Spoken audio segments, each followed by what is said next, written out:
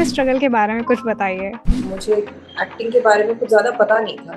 जब मैं first year में मैंने एडमिशन ली थी तभी मैं बॉम्बे आ चुकी थी। उनकी चाइल्डहुड फ्रेंड ने उनको स्पेशली मैसेज किया ये बोलने के लिए, अरे ये तुम्हारी फ्रेंड है, इसको बोलो प्लीज अनुपमा के साथ ऐसा ना करे। एंड मैं शॉक, मैंने बोला आर यू सीरियस? सेट पे आपकी सबसे ज्यादा किससे बनती है? मेरी तो हर इंसान से बनती है। मैं कोशिश ही ऐसे करती हूँ कि किसी चीज को पर्सनल लूँ ही ना। नमस्कार, लाइव हिंदुस्तान में आप सभी का स्वागत है। मैं वर्तिका इस वक्त बरखा से इंटरव्यू लेना चाहती हूँ। हाँ, अनुपमा की बरखा। उनका असली नाम अश्लेषा जी है और वो टीवी इंडस्ट्री और फिल्म इंडस्ट्री में पिछले 20 साल से काम कर रही हैं। आइए चलिए उनके एक्सपीरियंस और अनुपमा के सेट पर होने वाली मस्तियों के बारे में जानते हैं। Ma'am, welcome to live Hindustan. Ma'am, आपने पिछले 20 सालों से टीवी इंडस्ट्री और फिल्म इंडस्ट्री में काम किया है। हमने आपके सीरियल्स देखे हैं, हमने आपकी एक्टिंग देखी है, लेकिन हमने आपके एक्टिंग और आपके सीरियल्स के पीछे का स्ट्रगल नहीं देखा है। तो आप प्लीज अपने स्ट्रगल के बारे में कुछ बताइए। स्ट्रगल तो मुझे लगता है कुछ भी सीधा ग्राफ होता नहीं है। आई थिंक हाई और लो जो होता है ग्राफ होता है हर एक इंसान की जिंदगी का। I will not call it struggle struggle but 20 साल का ये जो सफर आप बोल रहे हैं, मेरे हिसाब से 20 साल तो था नहीं, बिकॉज काफी ब्रेक्स थे इसमें बीच में। सो मैं एक्टिवली जब मैंने ज्वाइन की थी टेलीविजन इंडस्ट्री तब मैं 16 साढ़े 16 साल की थी। I think 17 years old. I was not even an adult. So जो भी सीखा मैंने अपने सेट पे ही सीखा। मेरा पहला शो था क्योंकि सास भी कभी बहू थी।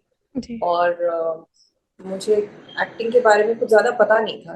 और लिटरली स्कूल से ही निकली थी मैं, कॉलेज भी नहीं खत्म, शुरू ही हुआ था मेरा कॉलेज या खत्म। I think I remember I give my 12 boards in the first year of, जब मैं फर्स्ट ईयर में मैंने एडमिशन ली थी तभी मैं बॉम्बे आ चुकी थी। So it was very very like, if I think of it I was, पता नहीं कैसे ही पहुंच गई थी मैं। तो उस हिसाब से वो मेरा स्ट्रगल था कि मुझे पता नहीं था कि ये मेरे साथ होने वाला है। क्योंकि लिटरली एक सिल्वर प्लेटर पे आपको, आप पुणे में स्कूल से निकल के आपको बिल्कुल यहाँ पे कोई ऐसा कोई, I mean, it wasn't like I knew anyone in the industry. मैंने एक मिस पुणे कंपटीशन जीता था। उनके ऑर्गेनाइजर्स ने, तो बहुत कहानी सुनी हुई है लोगों ने, लेकिन उनके ऑर्गेनाइजर्स ने, वो मेरे एजेंट्स बने थे, तो उन्होंने मुझे एक ऑडिशन के लिए भेजा और वो वहाँ पे सिलेक्ट हो गई। फिर एकता मैम को ऑडिशन अच्छा लगा, फिर उन्होंने मुझे बॉम्बे बुला लिया। तो it was just like that. But struggle ये थी कि कुछ पता नहीं था। आई डिडंट नो एनीथिंग, तो I had to learn. I was such a child. I had no idea. मतलब मैं लड़कियों को देखती थी, इतनी कॉन्फिडेंट होती थी। जब मैं थोड़ी बहुत मॉडलिंग करती थी पुणे में, तो they used to have such good hair, good skin, they were so well shaped and they were tall, and I was this gawky teenager. I was very gawky. मतलब बहुत, अगर आप मेरी तब की पिक्चर्स देखेंगे, आपकी सास भी कभी मुझे तब देखेंगे तो बहुत ज्यादा बेबी फैट और बिल्कुल भी ग्रूम नहीं, बिल्कुल ही रॉ। एक होता है ना किसी को बस ऐसे रॉ उठा के रख दिया कैमरा के सामने। नाउ मैं तो भी एम्बैरेस हो जाती हूँ अपने आप को देखने के लिए, बिकॉज आई एम लाइक ये क्या था।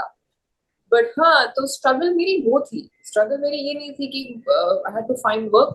काम मिल गया लेकिन पता नहीं था काम क्या है, कुछ आइडिया ही नहीं थी, हम्म। कॉन्फिडेंस ही नहीं था।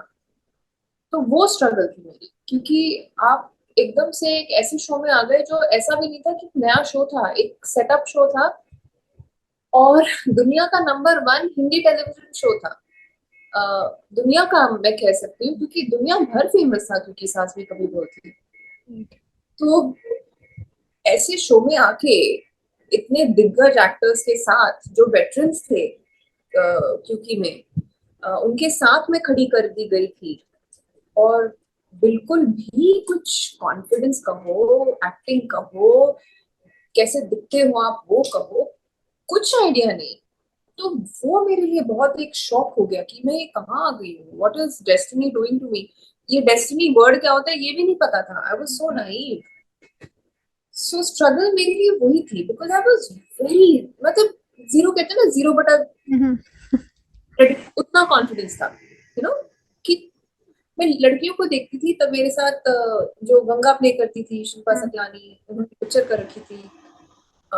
करिश्मा तन्ना जी थी, उन्होंने मॉडलिंग कर रखी थी। बॉम्बे की लड़की थी वो, किरण दुबे एक एक्ट्रेस थी जो बहुत ज्यादा एक सुपर मॉडल रह चुकी थी। तो मैं जब इन लड़कियों को देखती थी जो मेरे साथ क्योंकि में थी, मैं सोचती थी ये मतलब इतनी सुंदर सुंदर लड़कियां, उनके बाल मतलब स्ट्रेट होते थे, उनके कलर्ड पर्म हेयर होते थे, उनको मेकअप पता था कैसे करना है, मुझे तो कुछ भी नहीं पता था। सो वो स्ट्रगल थी। आज अगर आप पूछेंगे मुझे, वो बहुत बड़ी स्ट्रगल थी। फिर बैक होम एक और स्ट्रगल थी कि मेरे पापा को ये बहुत बात बुरी लगी थी कि मैं अपनी एजुकेशन कंप्लीट नहीं करके आई हूँ।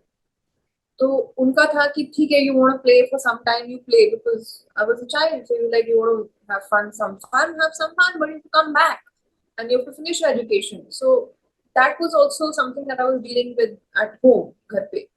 और हाँ, करियर टुक ऑफ बिकॉज क्योंकि तो ऑब्वियसली टीशा का जो रोल था वो सबको बहुत पसंद आया। फिर बालाजी ने, एकता मैम ने बहुत ज्यादा और काम दिया।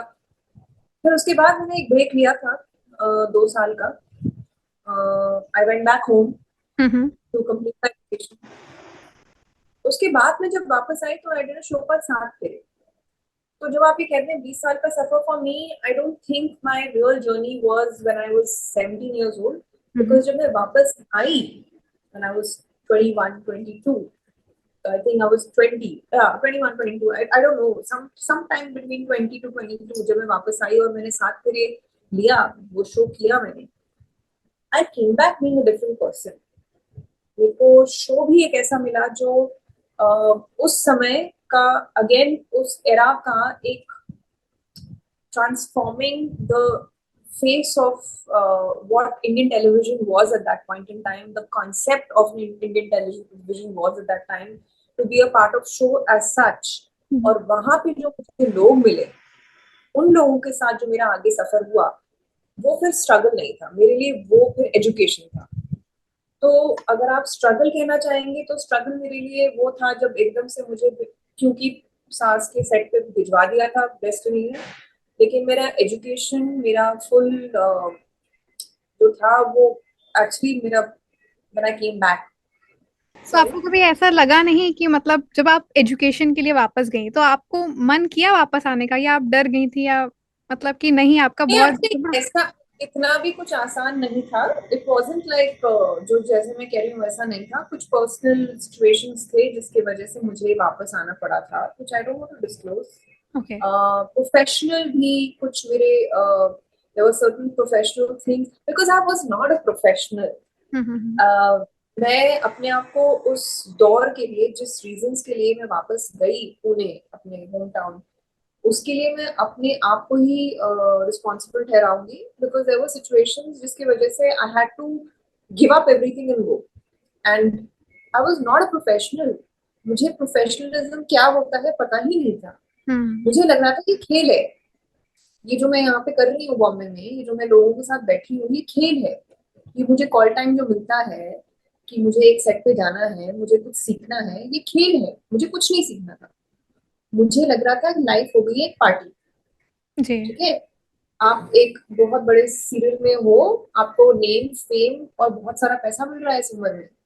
तो मेरे को लग रहा था कि मैं आ चुकी हूँ एक पार्टी में, और मेरे लिए लाइफ बन गई थी पार्टी, क्योंकि पेरेंट्स थे नहीं, कोई जोर जबरदस्ती थी नहीं। मेरे पेरेंट्स बहुत ही ज्यादा लिबरल थे, तो उन्होंने मुझे पूरी छूट दी थी कि तू लिटरली अपनी जिंदगी एंजॉय कर ले। लेकिन इस सिमरन ने सोचा कि जिंदगी तो इतनी एंजॉय करनी है कि मतलब काम ही नहीं है। मतलब मैं तो, सिमरन तो बिल्कुल ही निकल पड़ी। मतलब मैंने तो ये भी नहीं सोचा कि I have to be a professional, I have to learn here. मुझे डेस्टिनी ने, मुझे भगवान ने एक मौका दिया है और उस मौके का मुझे पूरा फायदा उठाना है। ना ना ना, मेरे को लगा कि मैं तो आ चुकी हूँ एक पार्टी के सेटअप में, जहाँ पे सुबह से लेके रात तक मतलब लाइफ बन गई है। लाइक मेरे मेरे कदमों में सब कुछ है। तो बहुत सारी गलतियां की मैंने। I am very glad that happened to me. I am very glad कि मैंने वो गलतियां की। आज मैं कह सकती हूँ, बट उस समय तो मतलब अभी आई am very embarrassed also at the same time, but I mean, that's part of life, I guess. You just learn these things when you grow up and you look at things with a different perspective in retrospect. So, सो जो नई लड़कियां आती हैं जो आपकी तरह ही raw होती हैं, जो मतलब मुंबई आती हैं, चांस उन्हें मिल जाता है, उनको आप कुछ बताना चाहेंगी? जैसे आपने कहा कि आपने बहुत सारी गलतियां की थी क्योंकि आपको एक फेम नेम सब मिल गया था, तो बहुत सारी लड़कियां ऐसे होती है जो बॉम्बे आती हैं और उन्हें बहुत जल्दी नेम और फेम मिल जाता है, तो उन्हें आप क्या बोलना चाहेंगी? मुझे तो लगता है कि हर एक इंसान की अपनी खुद की एक ब्लेसिंग होती है, उनकी डेस्टिनी होती है खुद लिखी हुई। और what you make of your destiny along with your destiny is entirely your individual blessing, है ना। तो किसी को ये कहना कि ये गलती मत करो, हम्म। कैसे होगा? वो तो करेंगे, उनको उनका तो लिखा हुआ है। वो एडवाइस एक दे सकते हैं, एक ब्रॉड स्पेक्ट्रम में एक एडवाइस आप दे सकते हैं किसी को कि I think when things happen to you and when you are letting things happen to you, the awareness जो होती है ना कि ये हुआ और ये क्यों हुआ, वो बहुत बाद में आती है। जैसे फॉर एग्जाम्पल आपने कोई गलती की, अगर आप अवेयर हो तो आप गलती करोगे ही नहीं, है ना। हम्म। और ये गलती क्यों हुई, अगर आप अवेयर हो तो आपको पता भी लग चल जाएगा। तो वो सब मतलब आप गलती ही नहीं करोगे ना, अगर आप इतने अवेयर हो गए कि मतलब आपको पता है क्यों हो रहा है, कैसे हो रहा है, तो आप गलती तो करोगे ही नहीं। राइट। तो आई थिंक हर एक इंसान की अपनी इंडिविजुअल जर्नी होती है, उसका खुद का एक परसेप्शन होता है, वो उसको खुद को सिखाता है और ये बताता है उसे क्या करना चाहिए क्या नहीं करना चाहिए। हाँ, मैं ये अपने एक्सपीरियंस से ये कह सकती हूँ कि don't be too hard on yourself, you know. I was never too hard on myself. I don't think कि if I did something wrong I held myself responsible for life कि मतलब now you have to pay for it, ऐसा तो कभी attitude होना नहीं चाहिए। I think you should never hold anyone else responsible and you should never hold yourself responsible, you know. Let go, letting go is a beautiful concept. ठीक है, अब हम आपके सीरियल पे आते हैं। अभी तक मतलब जो हम पर्दे पर देख रहे हैं, माया, डिम्पी, ये सब एक विलन के तौर पे दिख रहे हैं, लेकिन मेरे हिसाब से असली विलन तो आप हैं सीरियल में, जो पीछे से सबको इंस्टिगेट करती हैं, सबको भड़काती हैं। तो क्या इनकी तरह, माया और डिम्पी की तरह ही आपको भी सोशल मीडिया पे हिट रेट मिल रही है या नेगेटिव कमेंट्स मिल रहे हैं? मिलते तो हैं बट बहुत कम मिलते हैं। आई थिंक मैं इतनी ज्यादा आई डोंट नो, मेरे को मिलते हैं बट या तो मैं ठीक से पढ़ती नहीं हूँ कि मोस्टली अपने कमेंट्स इतने पढ़ती नहीं हूँ। बट जहां तक रजिस्टर होते हैं मुझे हंसी आती है। और बहुत लोग तो मैंने ये कहते हुए सुना है, फॉर एग्जांपल मेरी एक फ्रेंड है, वो मुझे हाल ही में बता रही थी कि उनकी चाइल्डहुड फ्रेंड ने उनको स्पेशली मैसेज किया ये बोलने के लिए, अरे ये तुम्हारी फ्रेंड है, इसको बोलो प्लीज अनुपमा के साथ ऐसा ना करे। एंड मैं शॉक, मैंने बोला आर यू सीरियस? बोलती है हाँ। मैंने बोला क्या ये फ्रेंड सर्कल में भी अभी ये बात चल रही है कि मैं ऐसा ना करूं? I mean they have associated me with this. तो I like it. I think ये राइटर्स को और मेरे प्रोड्यूसर्स को, चांदनी को एक बहुत बड़ा I think we should tell them thank you, क्योंकि उन्होंने इस कैरेक्टर को इतना बिलीवेबल बना दिया है। और हम लोग तो यार आर्टिस्ट हैं, जो हमें आप लाइन दे देते हो हम वो बोल देंगे। हम्म। काम करना है तो काम करते हैं, शिद्दत से करते हैं, अभी प्रोफेशनल होके करते हैं, ये जान के करते हैं कि अच्छा काम करना है और अपनी पूरी जोर लगानी है। तो जो भगवान की दया से अच्छा मिलता है वो करते हैं।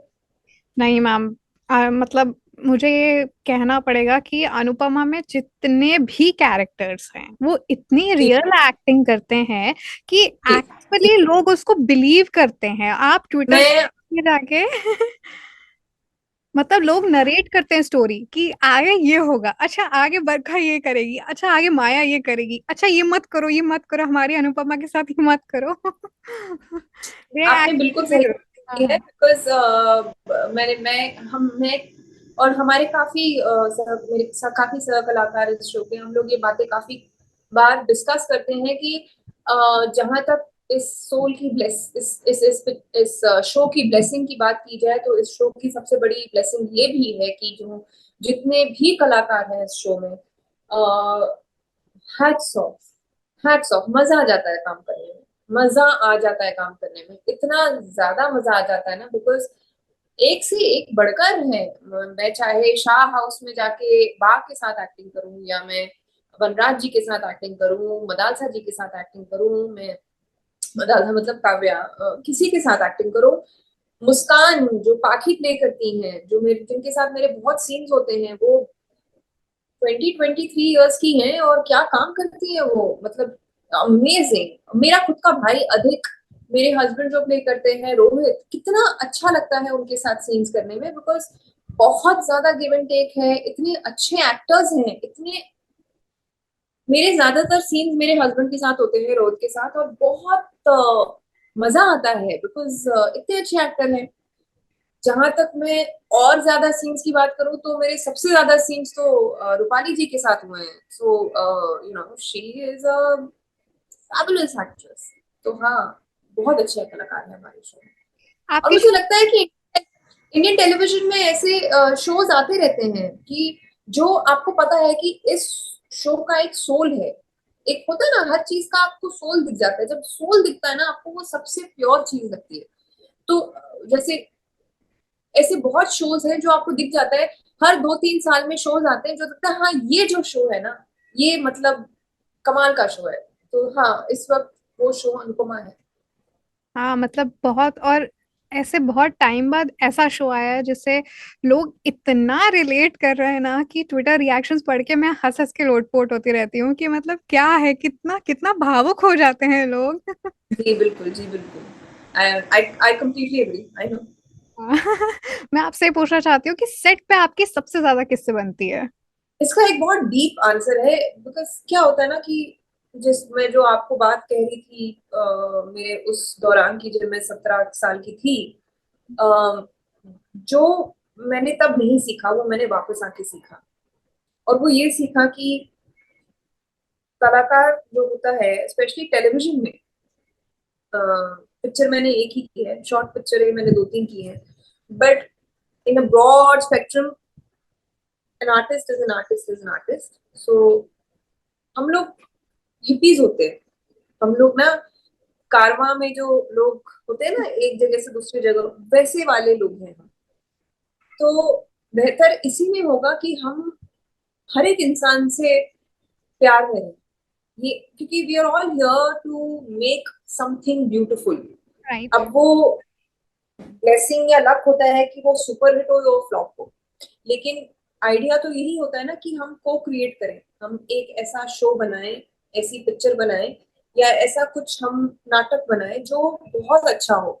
उस दौरान अगर आप ये कोशिश करें अपनी तरफ से कि आप हर एक उस कलाकार या हर एक उस को क्रिएट करें उस इंसान के साथ, चाहे वो बिहाइंड द कैमरा हो या फ्रंट ऑफ द कैमरा हो, हर एक इंसान के साथ अगर आप वो तालमेल रख सकें तो आप बहुत कुछ सीख सकते हैं। राइट। ये मैंने अपनी एक बहुत मेरी, मैं उन्हें अपनी गॉड मदर कहूंगी, बिकॉज लिटरली मैंने ये उन्हीं से सीखा। उनका नाम है लेट सुरेखा सीकरी जी। वो मुझे सात फेरे के सेट पे मिली थी। वो मुझे लगता है वो इंस्टीट्यूशन है एक्टिंग में, you know she is an institution. She was, I mean, there's no words to support how amazing she was and the kind of effect she had on my life. तो मैंने ये उनसे सीखा कि कि you are not a singular person and nothing is bigger than the show. मतलब show से बड़ा और कुछ नहीं है, आप भी नहीं हो, आपका कैरेक्टर भी नहीं है, आपका किरदार भी नहीं है, आप सब एकजुट हो। तो मेरी तो हर इंसान से बनती है। मैं कोशिश ही ऐसे करती हूँ कि किसी चीज को पर्सनल लूँ ही ना। मतलब मेरी मेरी जहन में ये कोशिश रहती है कि आज काम पे जाना है और आज कोशिश करके या एफर्टलेस हो जाए तो बहुत अच्छा है। सबसे बना के रखो, कुछ सीख लो, वापस आओ, घर आओ और अपनी फैमिली के साथ अच्छे से रहो। सो ये मेरा एक रहता है। तो मेरी, अगर आप कहना चाहेंगे, मैं ये कोशिश रखती हूँ, और God I hope and pray ऐसा ही रहे, ह्यूमिलिटी रहे हमेशा। पर अगर आप कहना चाहेंगे कोई एक इंसान, तो ऐसा कोई एक इंसान है ही नहीं हमारा। हमारे सेट पे सबके सब बहुत ही मस्तीदार, और मतलब they love having fun, they good people. तो मेरी सबसे बनी रहती है। I love Sudhanshu, I love Madalsa, I love Rohit, Gaurav, Rupali ji, I love Adhik, I love Nishi. सो बहुत एवरीवन। ओके, मैं इस इंटरव्यू की प्रिपरेशन के लिए मैं आपके बारे में बहुत कुछ पढ़ रही थी। आपके विकिपीडिया, आपके इंटरव्यूज देख रही थी। तो जैसा आपने कहा कि आप कोशिश करती हैं कि सेट पे सबसे प्यार बना रहे, सबसे वो रहे। तो एक्चुअली मैंने आपके सारे इंटरव्यू में ये फ़ील भी किया। जो आपकी पर्सनल लाइफ़ भी रही है, उसमें भी आप हमेशा बिलीव करते हैं कि दूसरों को हम प्यार दें, दूसरों को हम प्यार बाँटें। आपकी पूरी लाइफ़ ही उस पे है कि गिव एंड टेक। प्यार को मैं दूँ भी और लूँ भी।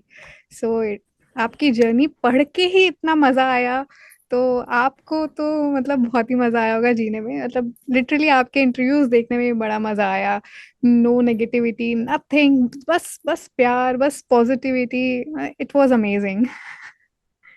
I'm happy to hear that actually because you know it's not like ये सब एक I was born with this. मैंने काफी कुछ सीखा, मैंने बहुत गलतियां भी की, मैंने एक टाइम था जब बिल्कुल भी अकल नहीं थी कि कैसे क्या सोचना चाहिए, क्या बोलना चाहिए, कैसे रहना चाहिए, कैसे बिहेव करना चाहिए। जिंदगी ने भी सिखाया बिकॉज एज आई सेड हर एक की ग्राफ बिल्कुल स्मूथ लीनियर नहीं होती, तो दुख दर्द तो सबके जिंदगी में होते हैं, but I think it's learning from your mistakes and from the bad things that happen in your life, the pain that life gives you. तो मैंने ये चॉइस कॉन्शियसली चूज किया कि no, I want to be a better human being. And you are. I hope so. I really hope so. ये मतलब I don't want to say it an ego, but I hope so. That's the plan.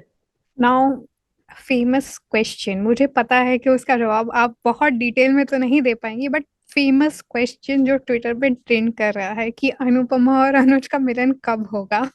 होगा भी कि नहीं होगा। Actually हमारा जो मैं ये एक बात कह सकती हूँ कि बहुत ही ज्यादा एक प्रोटोकॉल है हमारे सेट का, हमारे शो का, कि सीक्रेसी है इन टर्म्स ऑफ हमको खुद को पता नहीं रहता कुछ, and it's actually true. We don't know, we get हमारे स्क्रिप्ट्स, उसमें हमको स्टोरी पता लगती है। और अभी क्योंकि इतने टाइम से ऐसे ही काम कर रहे हैं तो हमें कोई प्रॉब्लम ही नहीं है, हम पूछते भी नहीं है, यू नो। अच्छा चल रहा है ना शो, और क्या चाहिए। सो कोई आइडिया नहीं, I am honest to God, no idea. मतलब इसके लिए राजन सर के पास जाना पड़ेगा। आई थिंक उनको भी आइडिया नहीं होगा। उनको नहीं होगा। ओके, सो ये तो हमारे क्वेश्चंस थे आपके लिए। अगर आप हमारे थ्रू अपने फैंस को कुछ कहना चाहती हैं तो प्लीज। मैं अपने फैंस को ये कहना चाहती हूँ कि बहुत मेहनत करके, बहुत प्यार से हम ये शो बना रहे हैं, जो और ये शो और इसका प्यार जो आप इसको देते हो, वो मतलब इम्पॉसिबल है कि आगे हो विदाउट योर लव। तो it's all because of you. मेरे किरदार को भी बहुत ज्यादा प्यार करते हैं लोग, मुझे जब लोग मिलते हैं बहुत प्यार से मिलते हैं, तो आई फील वेरी ब्लेस्ड। मैं बहुत ज्यादा ब्लेस्ड फील करती हूँ बिकॉज आज ये किरदार है, कल शायद कोई और हो, और डर यही, कोशिश यही रहती है कि प्यार बना रहे। तो प्लीज प्यार करते रहे, बरखा को भी और अश्लेषा को भी। Okay, thank you so much Ashlesha ji हमारे साथ जुड़ने सो के मच, थैंक यू। लिए। Bye bye.